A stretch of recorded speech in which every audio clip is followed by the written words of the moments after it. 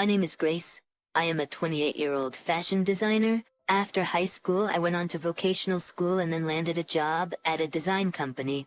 2 years ago, I took a leap of faith and became an independent freelance designer. In the beginning, clients were hard to come by, but thankfully, we live in a convenient world nowadays. I designed a few pieces and decided to sell them in an online shop. To my surprise, they sold like hotcakes. And I even partnered up with some companies. Sales are good. I have a younger sister named Ava, who's only a year younger than me. Growing up, Ava was always the smarter one, so she used to look down on me a bit. When I was in first grade, she'd peek over my shoulder while I was studying and say, "What's that?" When I'd tell her it was homework, she'd throw a tantrum saying I want to do it too. My mom had to copy my homework just to get her to quiet down. Initially, Ava enjoyed doing it with my help, but she soon started to finish before me. Even worse, she got better scores. So by the time she hit elementary school, she was outperforming her peers in academics. Our parents were super impressed with her intelligence and got her a private tutor starting from the first grade. She was encouraged to study everything. I wasn't fond of studying, so I envied how Ava could solve any problems so quickly. As for me, I was drawn to the crafts my mom and dad did as a hobby, so I'd spend time with her making little things, and I became really good with my hands. I was always an average student, grade-wise. Ava would always exclaim cheerfully, "Yay!" I beat Grace whenever she saw my test scores. I felt belittled by her, even if she didn't mean it in that way, and it would bring me down every time. Despite all this, I still found her adorable when we were in elementary school. But that changed when she hit middle school and started belittling me openly. She'd say things like, "Why are you so stupid?" compared to me. Mom must have given me all the genius nutrients in the womb. Ava excelled throughout middle school. She aced all her subjects and went on to one of the top private high schools in the city.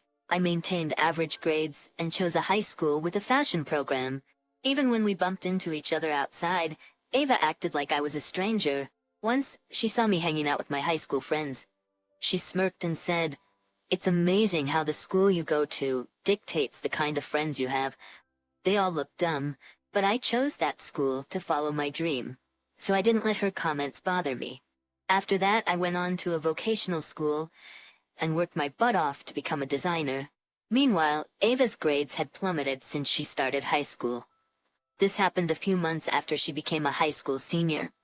When she realized she might not get into her dream college, she said, "I can't stand being at this school anymore," and decided on her own to drop out. The school called home, and that's when we found out. Dad, Mom, and I were all caught off guard. The school asked us to hold off on Ava's decision until we had a chance to talk with her. "So why did you decide to quit school?" Mom asked. Ava retorted, "School's boring, okay? Whether I stay or go, it won't make a difference. I don't even have to go to college." Then she dropped a bombshell, "I've met someone I want to marry, so I'm moving out." Turns out she'd fallen for a guy who works at her favorite clothing store. They'd been dating for a while, and he was about to be transferred to another state. He wants to drop out of school to follow his passion, even though he's a high school senior and just 6 months away from graduation. We tried talking to him, but in Ava's mind, the decision is already made. It's like there's no way to change his mind. We told the school and reluctantly gave our consent for her to leave. Later, Ava introduced us to her boyfriend at a family meeting. He was 8 years older than her. At first we thought it was shady, but love is love. Dad was visibly angry at the guy, but they didn't seem to care. "Next month, we're moving and getting married. We're not having a wedding, so just give us a cash gift," Ava announced. We thought they'd ask for money later, but they seemed too caught up in their plans.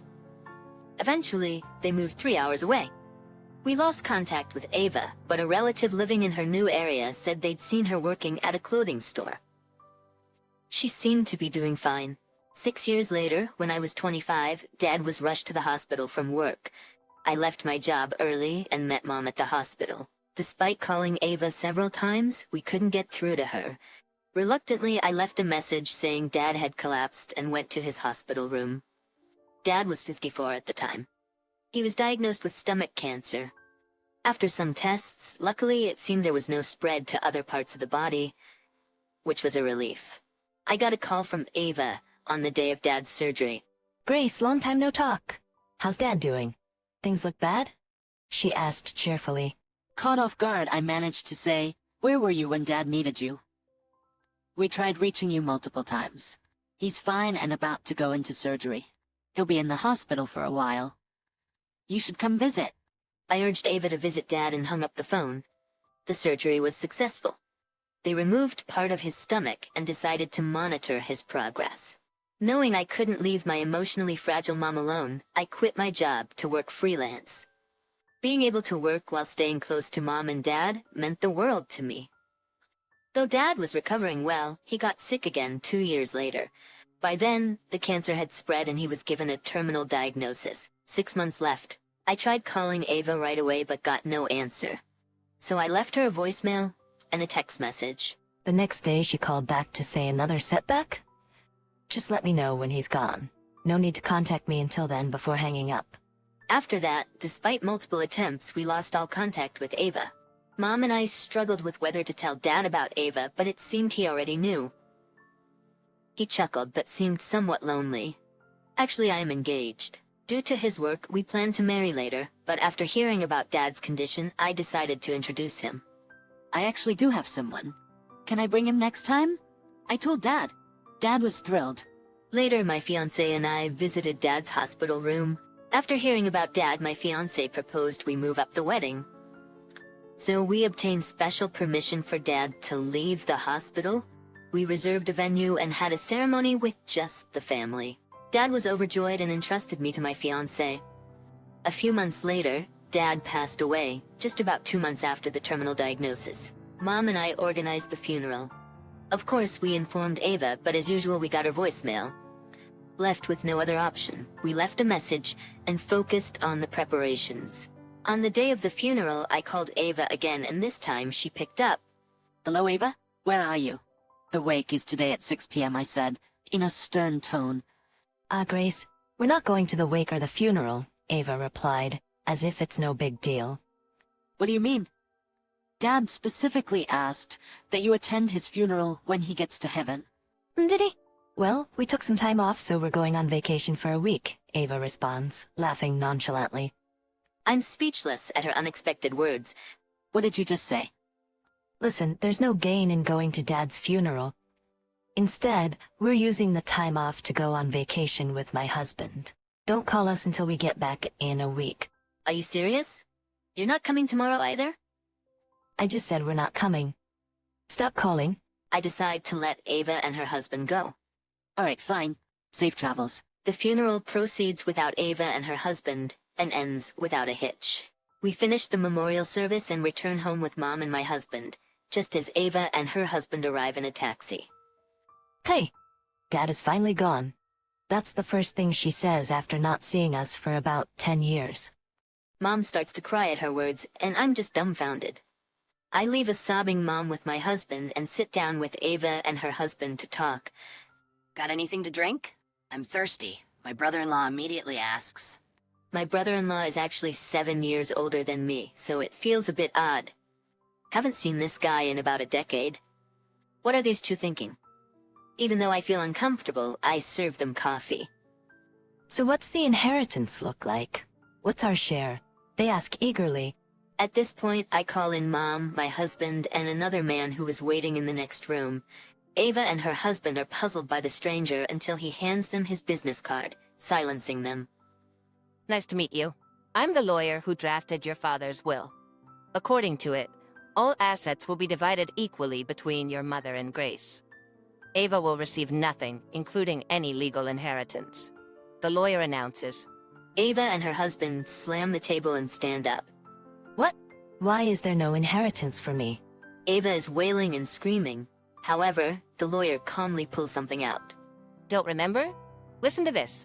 The lawyer hits play on the voice recorder and a torrent of awful words from Ava to Dad fills the room. Neither Mom nor I had ever heard anything like it, leaving us stunned. The message went, I wish you'd just die already. The longer you live, the worse off we are. If you're gone, we get the money. It's a torrent of unbearable abuse.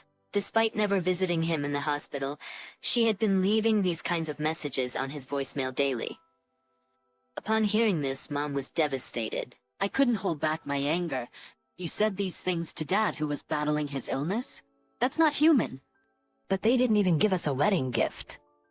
They owe us this much, at least, Ava retorted, bringing up past grievances. I wanted to respond, but the lawyer intervened. This is sufficient evidence to disinherit her. Your father had already made the appropriate arrangements before his death.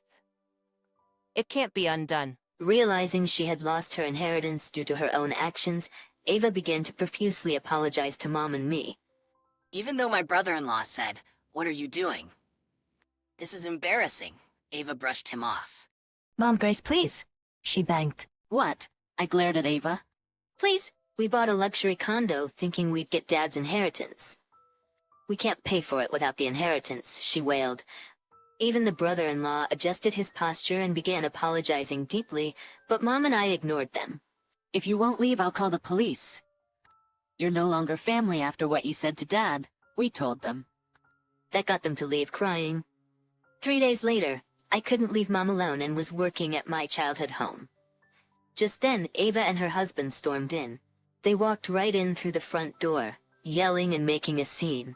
Hey, because of you, Grace, both my husband and I got fired. What are you gonna do about it? Hand over the inheritance. Confused, I asked, what? What are you talking about? How is this my fault? Ava replied, you told people we went on a trip during the funeral, remember? Our boss found out and fired us. We took leave for Dad's funeral, and then you tell everyone we're on vacation? Actually, I was acquainted with their boss. When he mentioned that they were missing, I honestly told him they weren't coming. Yeah, your boss asked me where you guys were. I told him you went on a trip, I replied casually, and Ava fumed. If we don't get any inheritance, how are we supposed to pay for our apartment? You took our jobs too. What's wrong with you? Eventually, they began searching around the house for anything valuable to take. That's when I called the police. In a frenzy, the two of them searched the whole house, completely unaware that a police patrol car had arrived. The police got out of the patrol car and took them away on suspicion of theft. Later on, they were released, as if it was attempted theft. But they couldn't afford their high-rise apartment anymore, and got kicked out. When they tried to sell it, they learned its value had dropped significantly, possibly due to the damage they caused, scratches on the walls, scuff marks on the floors. Turns out my husband is in real estate, and this has become talk among his colleagues. It's likely the talk is about Ava and her husband. I have no idea how they're getting by now, and I honestly don't want to be involved anymore. Mom had initially wanted to continue living in our old home, but considering Ava and her husband might barge in again, we decided it was better for her to move in with us. However, Mom wanted to keep the family home, so we're renting it out to someone we trust. From now on, it'll just be me, my husband, and Mom, living our lives happily ever after.